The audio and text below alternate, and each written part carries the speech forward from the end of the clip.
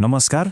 आजको यो बसाइमा नेपाली शेयर बजारमा एउटा निकै नै चाखलाग्दो खबर आएको छ, त्यसैको बारेमा हामी कुरा गर्दैछौँ। खबर हो हुलास फिनसर्भले एउटा विशेष खालको आइपिओको लागि दिएको आवेदनको। हो, शेयर बजारमा फेरि एउटा नयाँ हलचल भएको छ र लगानीकर्ताहरूले निकै ध्यान दिनुपर्ने देखिन्छ।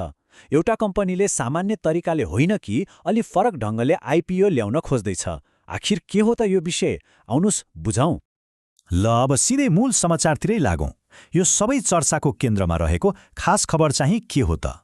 कुरो के हो भने Hulas Finserv hire purchase limited भन्ने कम्पनीले प्रिमियम मूल्यमा आइपिओ जारी गर्नको लागि आवेदन दिएको छ।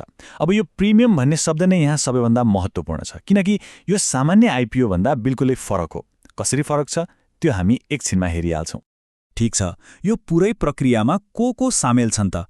मतलब यसका मुख्य पात्रहरू को हुन् त्यो चिन्नु पनि जरुरी छ। यहाँ खासमा तीनवटा मुख्य पक्षहरू छन्।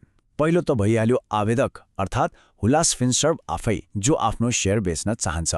दोस्रो नियामक अर्थात् नेपाल धितोपत्र बोर्ड वा सेबोन, जसले यो सबै कुरा ठिक छ कि छैन भनेर हेर्छ र अनुमति दिने वा नदिने निर्णय गर्छ। र तेस्रोमा छ निष्कासन प्रबन्धक एनएमबी क्यापिटल, जसले यो आइपिओ निष्कासनको सम्पूर्ण व्यवस्थापनको जिम्मा लिएको छ।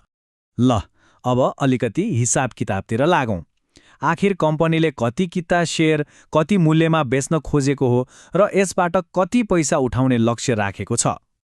हुलास फिनसर्भले सर्वसाधारणका लागि जम्मा 20,75,000 किता शेयर जारी गर्ने प्रस्ताव गरेको छ। यो सानो सङ्ख्या त पक्कै होइन। अब आयो सबैभन्दा महत्त्वपूर्ण र चाखलाग्दो कुरा, मूल्य। कम्पनीले एक किता शेयरको मूल्य 358 रुपैयाँ 85 पैसा प्रस्ताव गरेको छ। याद गर्नुहोस् है, सामान्यतया हामीले देख्ने 100 रुपैयाँ होइन, 358 रुपैयाँ 85 पैसा। भनेपछि यदि यी सबै शेयर यही प्रस्तावित मूल्यमा बिक्री भयो भने कम्पनीले बजारबाट लगभग 74 करोड 46 लाख रुपैयाँ उठाउने देखिन्छ। ल हामीले यति धेरै पटक प्रिमियम भन्यौँ। अब यो आवेदनको सबैभन्दा मुख्य कुरा, यानि प्रिमियमको खास अर्थ के हो, त्यसलाई अलिक गहिरिएर बुझौँ न त। यो प्रश्न निकै नै महत्त्वपूर्ण छ। आखिर के हो त यो प्रिमियम मूल्य भनेको? साधारण मूल्यभन्दा यो कसरी फरक हुन्छ? एकदमै सरल भाषामा भन्नुपर्दा, जब कुनै कम्पनीले आफ्नो शेयरको अङ्कित मूल्य, जुन सामान्यतया 100 रुपैयाँ हुन्छ, त्योभन्दा बढी मूल्यमा आइपिओ बेच्छ भने त्यही बढी मूल्यलाई नै प्रिमियम मूल्य भनिन्छ। यहाँ हेर्नुस् त, कुरा एकदमै स्पष्ट हुन्छ। एकातिर छ सामान्य आइपिओको अङ्कित मूल्य, जुन 100 रुपैयाँ हो। अर्कोतिर छ हुलास फिनसर्भले प्रस्ताव गरेको मूल्य 358 रुपैयाँ 85 पैसा। यसको मतलब कम्पनीले 100 रुपैयाँको शेयरमाथि थप 258 रुपैयाँ 85 पैसा लिएर बेच्न खोजिरहेको छ। हो, यही थपिएको रकम नै प्रिमियम हो। ल आवेदन त पेश भयो, तर के यतिले मात्रै पुग्छ त? अब यसपछि के हुन्छ? यो प्रक्रिया कसरी अगाडि बढ्छ होला?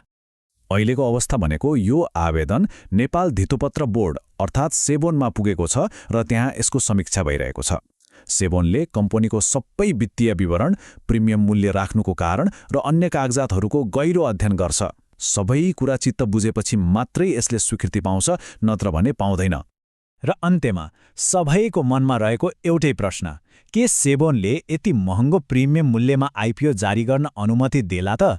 यसको निर्णय जे भए पनि यो नेपाली शेयर बजारको लागि एउटा महत्त्वपूर्ण घटना पक्कै हुनेछ। अब यसको नतिजा के आउँछ त्यो त हेर्नै बाँकी छ।